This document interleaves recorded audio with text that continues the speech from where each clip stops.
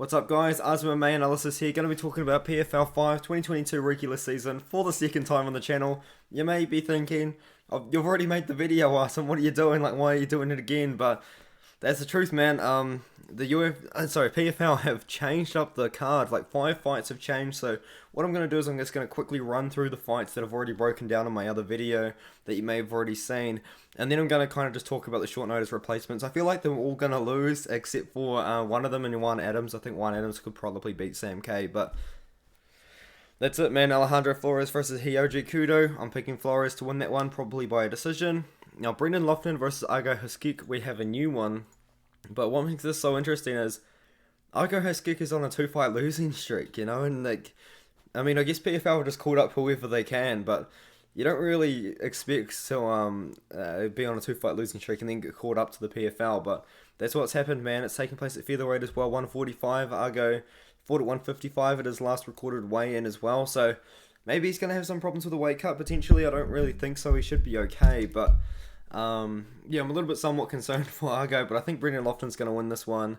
Probably a decision. He's not really a finisher. Like, I mean, he did finish Shaman Maurice, I guess, and Argo Husquek isn't that level, but maybe we could see a finish from Lofton. KO or decision, just Lofton lock it up. I reckon lock that one up big time. Lance Palmer versus Shaman Maurice. Picking Lance Palmer to win that one there. Not a lot of confidence, though, to be fair, in that pick, but we've got another short notice replacement. One of the better short notice replacements. We've got Hinaldo Exon is stepped up on short notice to fight Bubba Jenkins, and I think Bubba Jenkins is going to win this one too. Might even get a finish on the ground, a ground and pound finish, you know, because Bubba Jenkins, he's a wrestler. That's what he likes to do, is use his wrestling there, and he's fighting a guy in Hinaldo who's got really good submissions. You know, he's got a win in PFL as well on the Contender Series, I believe that was, by decision.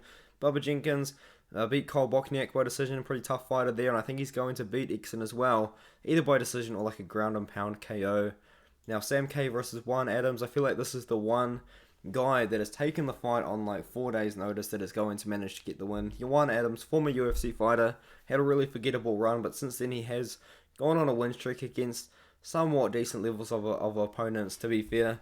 Austin Lane going to be fighting on PFL, I believe, so that's pretty cool. But no, Sam K, don't really know much about him. Light heavyweight, weighed in at 206 pounds in his last fight, and he hasn't really been beating good guys. He hasn't been losing to good guys either. He lost to a guy that was 2-2 only about 2.5 years ago. So Juan Adams as well, I think he's going to be way bigger than Sam K in that octagon. You know, he weighed in at 266 in his last fight. So this guy is cutting weight to make heavyweight. He's got an 81-inch reach. He's got 6'5" as well. Adams is, I think, like, maybe he's going to have to finish it early, or else he's going to gas out, but I think that K probably should be able to win this one here, probably by, no, sorry, Adams should win by KO. I don't think the fight goes the distance anyway. Dennis Scorchov versus Maurice Green. I've got to go with Dennis Scorchov here. He's been on a full camp. Maurice Green, he's alright. He's just got no ground game whatsoever. To be honest, that got exposed pretty badly against Michael Rogerio de Lima there. Greek Hardy also knocked him out, which isn't a good look. Got submitted by Alexei Olenek, but who doesn't, you know. His one win since coming off the UFC is against the guy that is 8-7, so that is what it is. But yeah, Maurice Green, he's a huge guy. He's 6'7" with an 82-inch reach, but I believe Dennis Scorchov, you know, with the full training camp, I think he should be able to get the job done and get it inside the distance. I am going with Scorchov to KO Maurice Green, making his PFL debut. Now, Untitled Chapter versus Shelton Graves, lock of the night. Another guy on a 2-fight losing streak, and even then he hasn't fought for like 2 years, 2.5 years. Oh my god, like, dude, they're just calling up anyone at this point. Shelton Graves, almost 37 years old, probably coming in for a paycheck. You know, I don't really know if he's been training in those last 2.5 years. You know, he might have even retired, and PFL have been like, we need someone.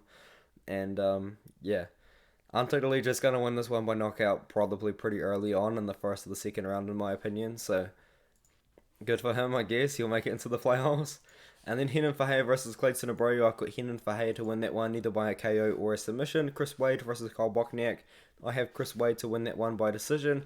Anthony Pettis versus Stevie Ray. I have Anthony Pettis to win, but I'm not too sure about the prop. I will be going with Pettis probably decision if I had to pick a prop. And then Bruno Capoloza is going to knock out Matthias Scheffel in the first round. Matthias Scheffel, 8 losses, 6 of them by KO. Bruno Capoloza, 15 wins, 14 of them by KO.